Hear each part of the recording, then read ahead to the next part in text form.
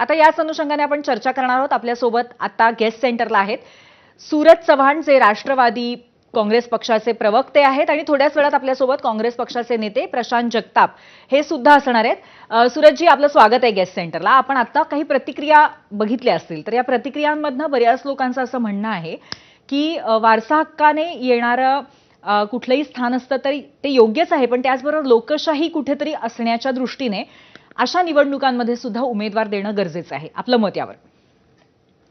ते बघा, आता लोकांच्या भावना वेगवेगळ्या आहेत, परंतु बारामतीकरांच्या काय भावना आहेत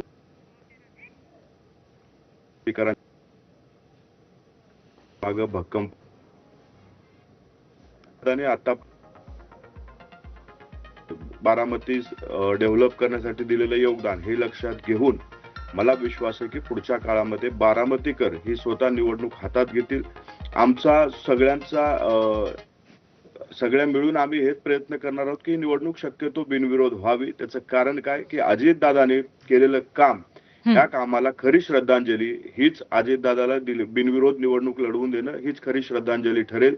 यासाठी आमच्या सर्वांचा प्रयत्न असेल आणि त्या प्रयत्नासाठी आम्ही आमचे नेते सगळ्या पक्षांच्या नेत्याशी बोलतील. त्यांचं बोलल्याच्या नंतर मात्र अंतिम ठरेल.